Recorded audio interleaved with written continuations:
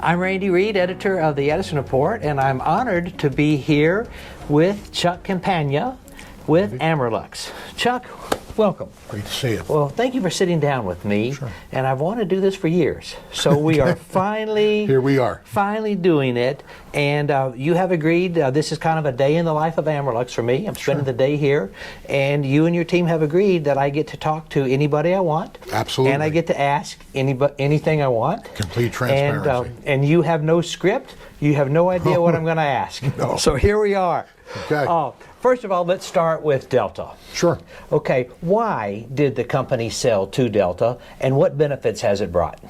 Well, I have to say that our previous owner, Frank Diassi, really cared about the business and, more importantly, about the people and what was going to happen to them after he sold the company. As Frank was getting on in years and he knew it was time to sell the business.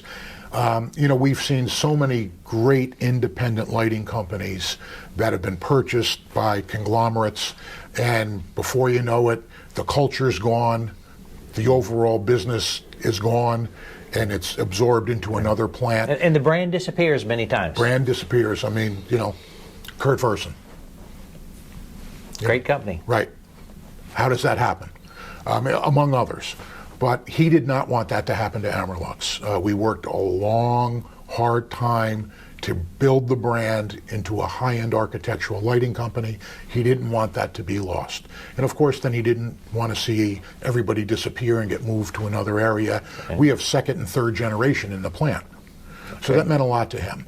So when we had a bunch of suitors, which of course were all of the conglomerates, this company, Delta Electronics from Taiwan, came in. And Randy, we literally knew within the first hour that they were here that they were the ones. Really? Interesting. Absolutely. Okay, so since they have been here, since they have invested, what have they done? I think the biggest change we've seen is we're on their email system and we're on their HR system. When they came in, they said, we're not going to change your culture. So that's it. We're not going to change, we don't know your business like you know your business. What we want, though, is we want to integrate lighting into all of the different building automation products that we have. That was the basis of it. Lighting is the common denominator in a building. Sure. It's from the perimeter of a building outside. It's in every hallway, in every office, in every stairwell, every bathroom, every conference room. So if you have systems that want to talk to each other, what better way to communicate than through the lighting? All right, let's go back. You mentioned second generation employees here, but you've been here 25 years. Yes, this is my 25th year. Let's talk a little bit about your history. Sure. So GE lamp guy. Yes. And then Light-A-Lear. Yes. And then here. Yes. Okay. How did you make the decision to leave a company like Light-A-Lear to come to Amerlux, which I used to think of as kind of a supermarket lighting company, and I used to sell ballast to Joe Manning decades ago. Right. Okay, so how did you make that decision to come here? Well, the company was known for a long time in the supermarket business, and it's still a big portion of our business, but now only about maybe 15%. So the whole business structure, our served markets have changed dramatically. But I was at Light-A-Lear. I had the pleasure of working with and for Larry Powers and Zia Eftekar. Great people, learned a ton from them. But at the time, it was, you had Larry and you had Zia. They weren't going anywhere. Okay. And I had the opportunity, wasn't looking for the opportunity. I actually turned the opportunity down first. Oh, interesting. Yes, I turned it down, and then about 4 months later, Amerlux came back again and said, look, we want to take another shot at this. We haven't found the right person. We think you're the right person, and we came to terms, and it was a tough decision. I mean, I loved working for Larry and Zia, but it was time. And a few years later, Joe Manning joined you? Yes. Bill joined you? Bill Plageman, yes. Some of my salespeople, I've worked with Joe Manning since 1988. Okay, wow. Bill Plageman since about 1991. A couple of my salespeople have been with me over 20 years. Okay, well, that speaks volumes. Okay, so let's talk a little bit about the history. So here you are, you're joining this company 25 years ago, kind of a supermarket lighting, Yep. known for that. How did you decide, make the decision to expand? What markets did you go into first? Well, because the company cut its teeth in the supermarket business, so we were already retail based. And from my background at Light Lear Genlight, I ran the national account program there. And Okay. we grew that extremely quickly. As a matter of fact, we were the 800-pound gorilla within Light Lear at the time.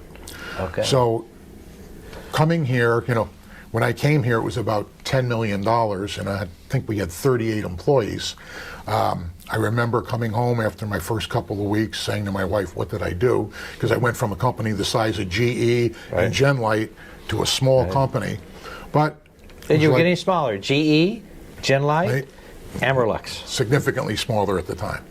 So used a lot of my contacts, my distributor partners that I had worked with at Light Lear.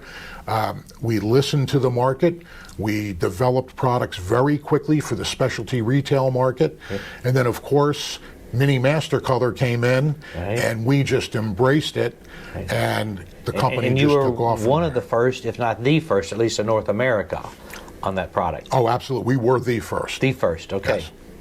So, and we took advantage of that, and our company just grew by leaps and bounds. Okay, so again, it was kind of a technology play, if you Yes, will. absolutely. Because you had this technology, you were first with it, and you took it to market, and then that opened the doors. Exactly. And you pretty well did that with LED.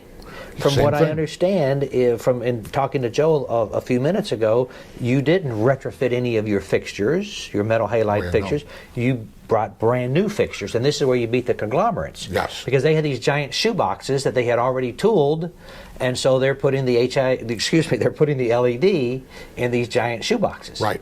We actually, it all started with one of our customers, a large supermarket chain. Typically they're on cutting edge supermarkets because their operating costs are so high. They're working on very small margins. So Right. wherever they can save money, it falls right to their bottom line. So we developed our first LED track head for one of our supermarket customers, and literally within 8 weeks from the visit of the customer to a prototype, they approved it.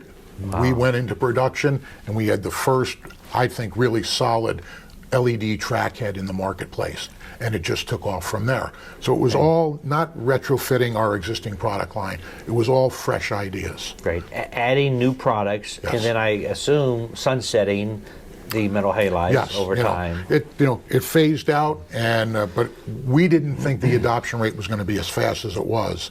But once you had a proven product, as a matter of fact, I think it was only a few years ago that we started replacing some of those original track heads. So we had a very good life out of them as well. So, and that just was proof of concept that, Right. we knew what we were doing. Joe Manning and his team are just phenomenal. Okay, so you've moved into LED. You said that supermarket now is 15%. Yes. What are the other markets that you're big in? Really, still specialty retail, but our biggest market now is the commercial office fit-out business, commercial lighting. We do a lot of work in either national companies, Deloitte, people like that, major law firms, as well as one-off office projects.